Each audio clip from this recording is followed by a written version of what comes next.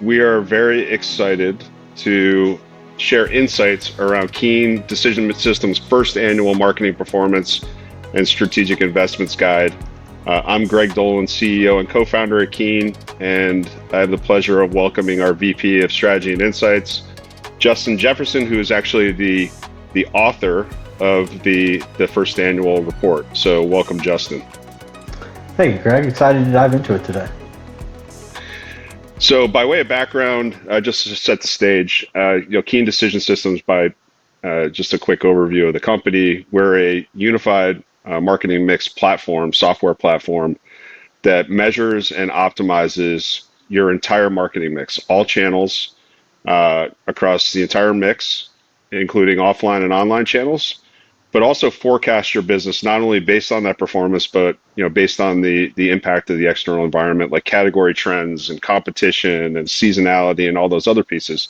So in that way, we're able to not only understand what's worked in the past, but more importantly, optimize your marketing going forward across tactics and time, and give you a forecast associated with that marketing plan, accounting for all those other factors. So in a way, we're the most predictive and prescriptive marketing optimization system out there, and a big piece of what we do every day and how our math works is what we call our marketing elasticity engine, which is a patent pending elasticity database that serves as prior assessments or prior estimates in our modeling technique.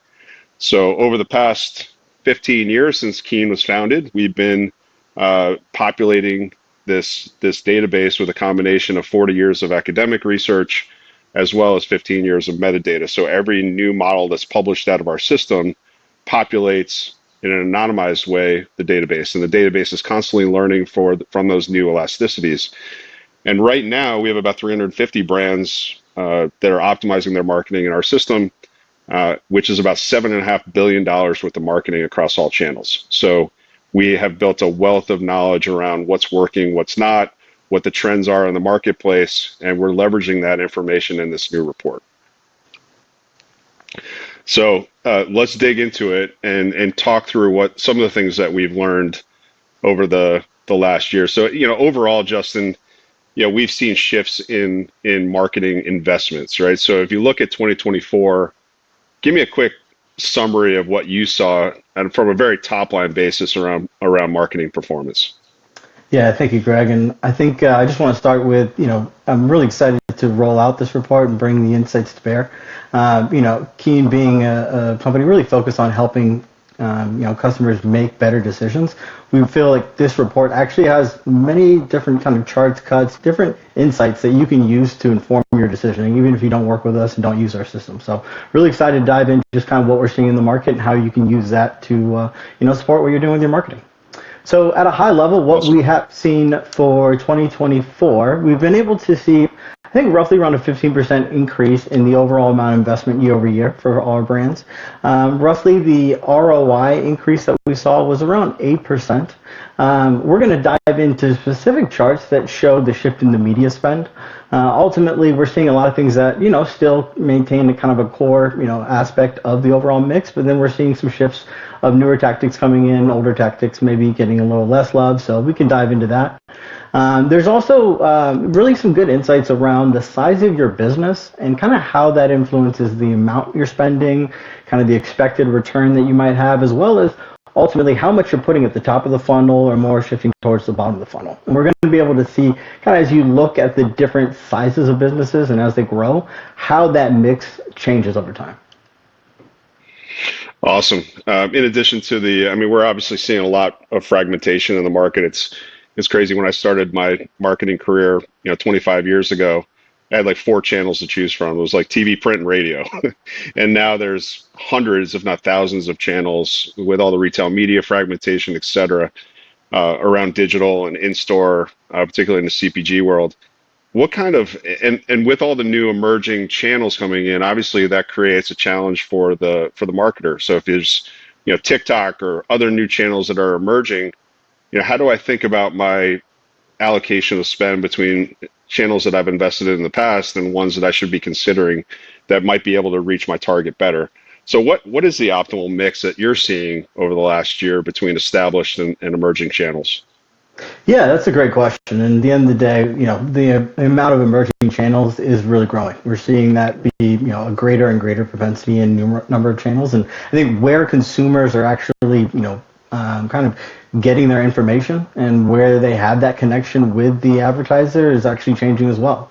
So roughly what we've seen is, maybe about 7-9% going towards the newer emerging channels, really things that you might not have done before, but you want to test out, you want to see how well you can, resonate with the audience base, with, the ability to target certain consumers over there. So that's really kind of a shift that we've seen, grow a little bit more recently. But ultimately, what we're seeing a conservative, 5-10% of that total kind of budget going towards those channels. So, I mean, digital obviously has been huge. The digital transformation we've seen in the industry over the last decade plus. Would it be safe to say there's still a role for legacy media channels in the mix, or do you see everything kind of moving to digital? No, I mean the trend is towards digital, but it's not going to 100%, right? We're not really removing what we previously had done. So honestly, linear TV is something that we've seen consistently falling year over year, but it still holds a 20% kind of position if you think about the overall mix of different tactics. And so I don't think that's ever going to return to its previous state. Back when you only had four, but we're Right. probably not going to see that go to zero. So ultimately, it's just really figuring out kind of what role can it serve within your mix. But it's probably just not a dead tactic. It's just finding that right balance and looking at maybe shifting some of that larger piece of the investment to other tactics. So, I mean, a big conversation now, and it has been since the early days of marketing is, how much do I put in the top of the funnel around brand building, and how much do I put in the bottom of the funnel to drive transactions and conversion? And it's always been really hard to quantify. And in Keen's system, we're able to actually quantify a long-term effect so we can get to an understanding of the mix. But what we've seen with digital channels, a lot of them focus more on the bottom of the funnel, and performance marketing is that everything's kind of shifting to the bottom, and there's not enough brand building. What are you seeing? And I know, we have great data across categories and different size brands to be able to quantify this. What have you seen as kind of the optimal balance between top of the funnel and bottom of the funnel based on size of company or category or any of those dynamics? Yeah, no, that's a really vital question, and the kind of caveat around business size is extremely important. I think it's very it's critical to realize that the smaller the business you are, the less budget you probably have, and the more accountable you are to every single dollar that you have to put in market. And so the easiest way to stay accountable for that is kind of doing something bottom of funnel that you can best, monitor and attribute, that dollar to that sale. And so bottom of funnel is very prevalent in, kind of the younger, newer brands, smaller brands, because they're really trying to demonstrate the impact of those marketing dollars. And I think we've also seen a proliferation of channels that actually help with the bottom of funnel conversion. You think about retail media networks, those are all around getting, right to that point of conversion. And so when we think about the channel proliferation, we have seen a lot in the bottom of the funnel, but you also see that a lot of the retail media channels are now doing off site as well. So they're trying to move into the more display assets, more video assets to try and build some of that top of funnel. And so we're going to see the actual channels themselves evolve and kind of where that leaves advertising real estate, both top, middle, bottom. But ultimately, what we've seen is, that kind of quintessential classic is around that 70-30. 65-35 is kind of back what we see when it optimizes. But the balance changes over time. And what we've seen is that when you are a smaller brand, you're going to be much more heavier focused on the bottom of funnel. You might be even more slated to the bottom of funnel than top, or you're going to be 50-50, right? And it's not really until you start to cross over that 50 million, 100 million plus in revenue per year that you start to see that go up. Now, that's kind of what we're seeing across our customer base. Obviously, there's opportunities to kind of optimize within each of those accounts, but I think it's just important to recognize you need to have top of funnel as a big portion of it, ultimately a larger portion.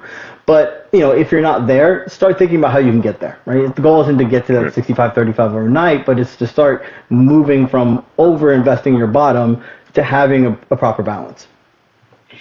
Yeah, it's such a great point because forever the knee-jerk reaction when things aren't quote unquote working is to just funnel everything into the bottom of the funnel, right? And you're then limiting your opportunity to build your brand asset.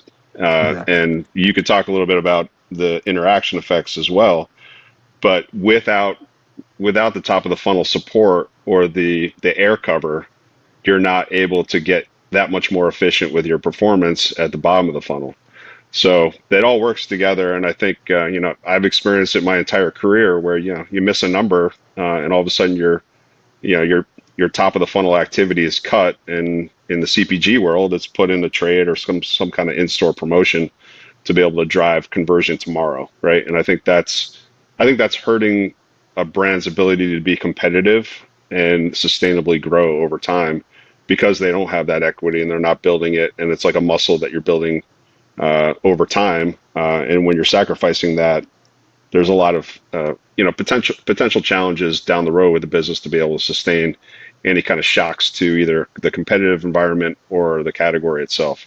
Yeah, I think there's so much to be said about kind of the long-term value that you can build, but just for me, naturally, if you over-index on the bottom, you're kind of really capturing everything that's there, and you're gonna run out. At some point, you have to keep Yep. filling that funnel from more investments, and we've done some really cool modeling examples, and been able to prove this out with a few clients that they may be spending kind of optimally at the bottom of the funnel and not really investing at the top. And so they asked, should I just really reallocate towards more of the top? And what we found out is that, you can reallocate and see a better performance, but you would actually get much better performance if you just find some supplemental budget that you can, or incremental budget that you can put at the top, because that allows you to get even more out of the bottom of your funnel, right? You don't have to sacrifice the bottom if you're doing it well. What you really need to do is kind of let it be bigger, let it be more valuable. Fuel it with the top. So it's really about adding the right amount of budget at the top. Awesome. It's music to my ears because as a brand marketer, it's all about building sustainable growth. And when you don't have that air cover, it's really hard to do over time. So speaking of bottom of the funnel, I know there's been a ton of growth in search engine marketing and social media. Talk to me a little bit about those trends and how that's impacting marketers' decisions. Yeah, I mean, ultimately, there has been quite a number of new social channels that have been kind of released recently. TikTok being kind of the most infamous that has gained a lot of wind recently, but it's also had a lot of instability and uncertainty. So, when we see this proliferation of channels, some of them are going to do very well and immediately enable you to connect with your consumers. Some, like Threads, may not be as strong in the market. Ultimately, it's really about kind of, again, making sure that you're testing and validating the performance and testing in, each of these channels. So we have customers that honestly have moved into TikTok from Meta and have seen actually worse performance on TikTok.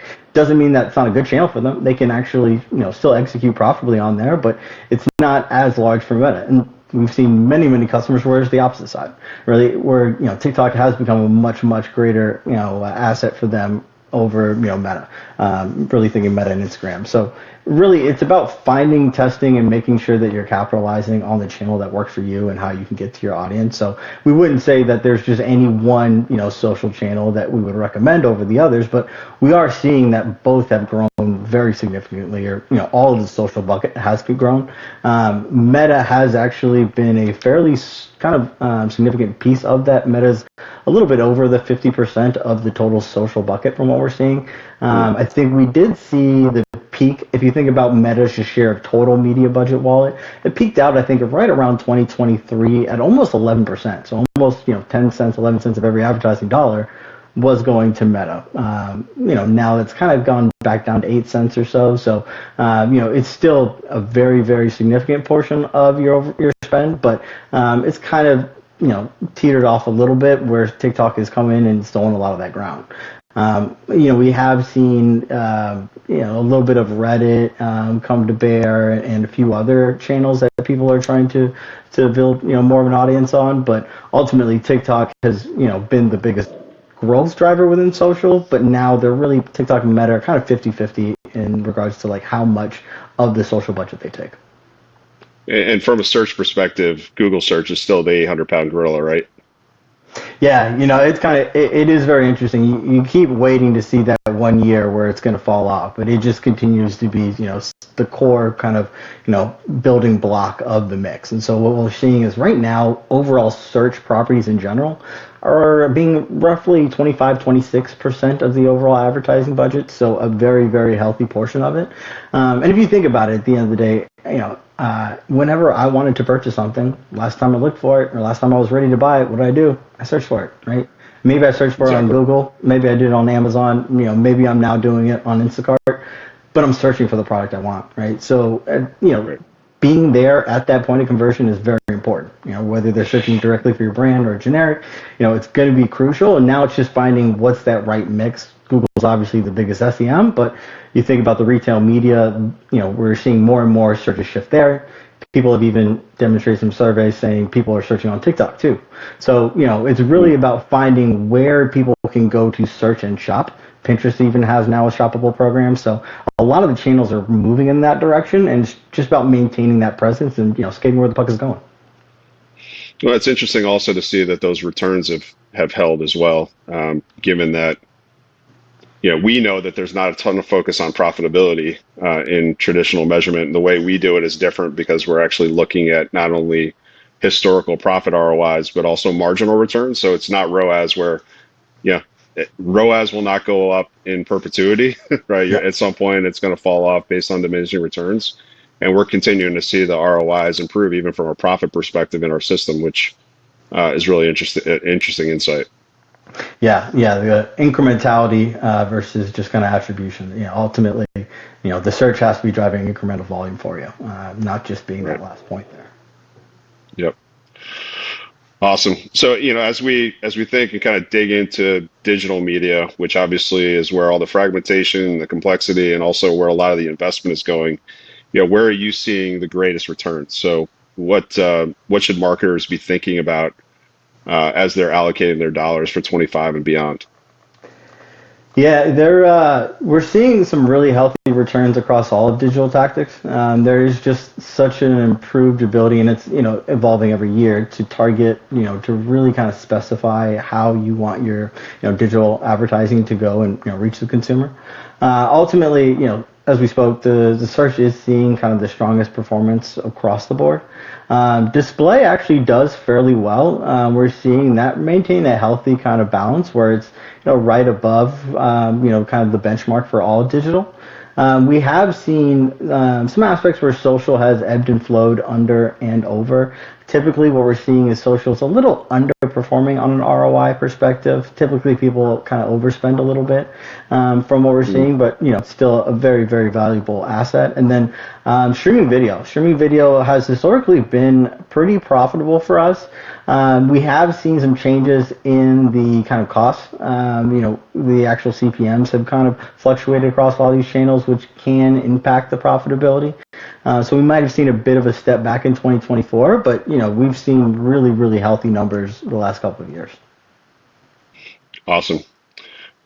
So a lot about digital channels, and we talked a little bit about linear TV, but what other channels, legacy channels, are still out there and performing decently across the database as you've done your analysis? Yeah, there's if we think about removing the classic TV, video, display, search, then the real other kind of sneaky dark horses, I'd say, is radio still remains a pretty good asset, right? It's not the biggest portion of people's budget, but those who have done it can do it fairly well. And so it's really, again, getting that air coverage, making sure that you're getting your exposure. There are digital and terrestrial audio options these days. So even with the terrestrial, you'll have kind of better targeting. So I think radio is something not to forget about. And then additionally, out of home. People, we've seen just a great kind of shift in people wanting to get outside, wanting to be at events, at different types of kind of sponsorships, conferences, et cetera. So we've seen a lot of increased activity and performance from out of home. Really, especially when it's like a brand connecting with a partnership, maybe around a sports event or some type of concert. It's really about just trying to create a partnership and connect with the consumer outside of the TV screen or the phone in front of them. Every CPG brand wants a NASCAR sponsorship still, right? Or a Times Square billboard, one or the other. Not advocating for either of those. They might be a little expensive at times, but getting out there. Exactly. So it's such an important topic. I'm gonna circle back to kind of marketing decay rates and long-term impact, because I think that is one of the key pieces that marketers are missing. And you articulated before that it's really important to have that balance be predominantly top of the funnel versus bottom of the funnel. Can you just kind of talk through the percentage of impact and why it's important to really look at the full impact of your marketing plan and your marketing spend versus just looking at your first 6 to 8 weeks? Yeah, I think this is really one of the kind of rich parts of the conversation we can dive into with marketing and kind of really creating the right mix and the right plan. Ultimately, if you're investing in a short-term tactic, you're getting pretty much all of your bang for your buck in the first month or two, right? You're not getting, much more after that, right? So whatever you're investing, you get to reap the benefits for the next 6, 8 weeks, right? And then after that, you don't really get a much of a big tail from your short-term investments, like your search, etc. But if you think about your long-term investments, that's actually where you're really getting only maybe 30-40% in that first kind of month or two.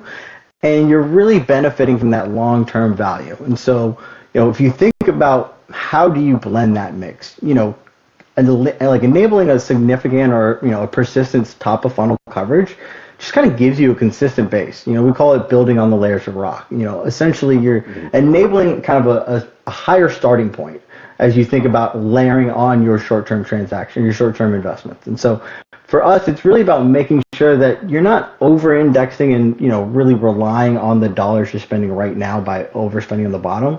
It's you're creating kind of the demand, you're creating the awareness, you're building your brand with those top of funnels, and then you're really leveraging the short term to capture that demand and then kind of help drum it up around specific events, around kind of key seasonality points. Awesome. I think that we always get the question because we're able to actually forecast the impact of that, and we forecast it with a lot of accuracy. So we're able to get within 4% error, which is amazing. One of the reasons why we're doing is because we're actually capturing the tail. And so much of traditional marketing forecasts of a business are, there's a lot of unattributed revenue, right, where you can't really account for it. That's being accounted for in our model through the long-term effects. So being able to really count the full impact of your marketing is key to understanding what's working and what's not, and whether you're hitting your objectives or not. Right, and thinking about the top of funnel number for right now versus what that number will be into the future. Time and time again, we see that if over investing just to hit a revenue number now, it's going to make next year so much harder to comp on, right? Because you're going to need that additional budget because you really didn't build you didn't really build that equity with the top of funnel investment. Just allows you to be more efficient into the future. Absolutely. 100%. So, as we think about 2025, we're, turning the page on 24, getting into 25, new year. Obviously, given these trends, what are you seeing as, where should marketers be thinking about reallocating budgets? Kind of given what you've seen in shifting ROIs and the cost per activities that the CPMs that you're seeing in the marketplace right now? Yeah, absolutely. I'd say first and foremost, streaming is something right now that we think a lot of people are underutilizing. We're seeing a lot of success from those diving into it. So it's really about trying to find the right channels and making sure that you're giving it the right amount of budget. So we consider any of the OTT CTV channels that you might be able to leverage, test them out, see what you can do. We're seeing superior performance from our customers. The next will be around the retail media networks. We're talking the Amazon, the Targets, Walmarts, et cetera. We are seeing those continue to grow. Costs are fluctuating though as they are being competitive, right? Because you're not only competing for their on-site advertising, but also their off-site. A lot of that off-site might be on Google. The others are competing for that as well. So we see that as a channel that is growing. A lot of our brands are getting pushed to grow it, probably more than they should. So be cognizant that it's a growing channel, and you want to make sure you're there at the bottom of the funnel, and then you're capitalizing on the off-site properties as well to enable that awareness. but make sure that you're not overspending. We are seeing some overspending on the retail media networks, and just blend the top and the bottom of the funnel. Work with them to take that budget that you have and not necessarily stick it all in the bottom, but think about what are some of the display or video assets you can invest in to kind of help balance that coverage on the retail media side. Yeah, it's interesting to think about portfolio impact as well, which I know is work that we do with Keen, is look across the retail media network. So you're spending, every year Walmart's going to demand more investment in Walmart total across both retail media as well as trade as well as shopper. How do you come to them with a business case that shows that what the optimal spend is for Walmart, right? Yep. Because what we've seen across, the work that we've done across brands is that you spend in Walmart and it will have an impact on Target and Amazon as well. And that halo effect has to be accounted for. And there is a point of diminishing returns across the spend between in-store and within retail media and all the things you're doing outside of the store to build your brand. So getting to that right mix, that right business case for, hey, in a JBP conversation with Walmart or Target, this is the right spend based on what I've modeled. Here's the halo effects of everything that we're spending with you versus spending with other retailers and in the rest of our marketing mix. And come to them with a business case around what the optimal spend is, because it's, to your point, they are overspending in certain channels, and it's based on retailer leverage over the brands. Yep. And thankfully with the platform that enables you to kind of pick and choose what you want to optimize for, the amount of budgets, it really allows you to kind of take those real life constraints that you have from a buying process and put those into the system to get the most optimal. It just kind of helps give you some leverage in that negotiation around what's the right mix and how you should be spending. Last thing I'll say is obviously social media. We're seeing more and more people are on those channels. At the end of the day, you want to be where the consumers are. So we're seeing more traffic there. We're seeing more advertisements there. We recommend that you be there. The thing that you just want to make sure that you're staying on top of is kind of what's that balance between those social media channels. Don't over-index on one just because that's the newest trend. Really make sure that you're seeing the strongest returns across each, and meet the consumers where they are. Yeah, we call it marketing FOMO. Just because someone else is advertising there doesn't mean you have to put all your budget in there. Let's be smart and strategic about the dollars you're investing and making sure you're getting a return from them. Which kind of leads to the. I was going to say that's why we have our testing at around 7 to 9%. Don't go too heavy with your testing. Yeah, absolutely. That kind of leads to the next topic around ROI. So we talked a lot about investment shifts. Well, what is that actually meaning from both what we've seen in terms of ROI, profit returns, as well as where things are optimizing across the mix? Yeah, I think one of the most kind of valuable conversations we get to have with brands is, not only what was their historical ROI, but where did they spend on the diminishing curves? Where did they spend on that point of diminishing returns curve? Are they overspending on tactics or underspending on tactics? And so when we look across the mix, we are seeing strong performance from certain tactics, but it's also about, what was the relative opportunity and kind of what could you have done? And so generally there's a few trends that we call out. We are seeing, again, strong performance on the search side. And we are seeing people overspend a little bit, but that's probably not the worst channel of all. I'd say the channels where we see maybe people are overspending a little much is on the social, on the linear TV, on any of those real kind of the channels where you're trying to mass blast, get a lot of awareness by, a very large upfront to, maybe lock in cheaper CPMs. We're seeing that oftentimes you're going to be overspending a little bit. And so while you might see those strong returns on the display campaign, make sure that you didn't actually overspend. Because at the end of the day, it's just about finding the right level of investment. Different channels can work to different levels for you. And so you want to make sure that you have the most mediums to get in front of your consumer, just spending at the appropriate level. Awesome. And can you talk a little bit about not only the optimal spend by marketing channel, but also timing? Because we see so many of our clients overspend in key seasonal periods. I'm going to spend all my money on Amazon Prime Day. And obviously there's a quick point of diminishing returns when you are overspending and stacking too much during certain time periods. Yeah, yeah, really being able to see the seasonality of the business. Obviously, the peak weeks of your year, you can spend more and be profitable than you can in the off season, right? You're just able to spend more, get more demand, get more value, and you should capitalize on that because we want you to really drive as much revenue as you can during those time periods. But what we don't want is for brands to overspend during those time periods. Just because there is demand doesn't mean you should stick 80% of your budget there. What we have seen is historically brands are slightly overspending on that peak, but underspending on the shoulders. A lot of times they're kind of not spending as much ramping up into that time period, and maybe they're too quick to pull the trigger off as soon as that kind of week, ends of that. Maybe let's say it's Q4 holiday season. So it's really just kind of making sure that you're getting the right exposure level going into that peak seasonality, but also when you're not necessarily in that peak seasonality and some of the off season, don't go dark, right? At the end of the day, you need to still have a presence, and it's a lot harder to make your dollars work for you when you've been dark for a while than when you've had consistent presence. So just ensuring that, you're really balancing the floors and the ceilings, right? Don't let the ceilings dominate too much of your budget, but don't let the floors be none of your budget, right? It's really about finding that appropriate mix and kind of optimizing accordingly. Amen. Awesome. So you are the foremost expert in what's going on around marketing investments in the industry. What final words of wisdom do you have for a marketer as we're getting into 2025? What are the considerations? What are the trends? What should they be thinking about? Wow. Important question here.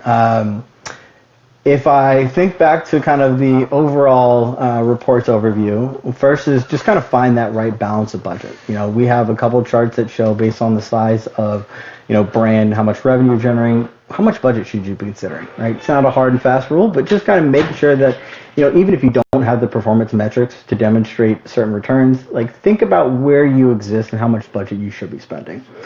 The next is, as you think about that shift of tactics, everyone wants to go to that marketing FOMO channel, the latest and greatest. Be gradual. Don't go too fast into that, because what we've seen is people, almost kind of over-index, spend way too much money. By the time they figure out it doesn't work, they've really hurt themselves, and they've kind of lost a lot of opportunity and money there inside. So, be gradual. Shift to the, where the puck is going, but don't feel like you have to, beat it there at the end of the day. When we talk about the funnel, I think, the main concept is just probably increase. Unless you're spending 70, 80+% on your top of funnel, you probably should spend more, right? We'll find the right mix for you based on your size of revenue, kind of where you are. But just consider, is there any way for me to reallocate maybe some of my less productive dollars from the bottom of funnel to the top of funnel to maybe test out a channel or two? So I would just encourage kind of how could we have that conversation if you don't have to go full board on it. The other aspect we talked about, ROI versus the MROI, the marginal return on your next dollar invest. The tactics that are, producing a strong ROI for you, great, keep doing them. Make sure that they're not too strong of a tact. Like, if you're not letting it get too low, essentially, $1 ROI likely meant that you probably had some wasted spend along that pathway. So trying to figure out kind of where you can balance getting exposure on the channel, maximizing your revenue, but also not killing your profit. So we have a way to look at that and optimize for, by tactic, by timing, but it's really just kind of evaluating that for yourself, as you look at your own performance. And then finally, as we say, leverage the new channels, go into them, have a dedicated budget to test out those new channels, whether that's, the newest digital social channel or whether that's going out of home and, trying a new event out. Find, a little bit of that budget to, see if you can reach that consumer in a new way you haven't before, and then, evaluate to make sure it worked. And all great stuff. And last but certainly not least, have a system like Keen's to be able to track, measure, and optimize ongoing and make sure that you're actually achieving your objectives with your marketing plan. So I would encourage, Justin, thanks for all the great insights. I would encourage everyone to get out there and download and take a read of Keen's Marketing Performance and Strategic Investment Guide. Awesome information from our marketing elasticity engine in our client base over the last year. Lots of great info and guidance around how you should think about your marketing plan for 2025. Awesome. Thank you, Greg.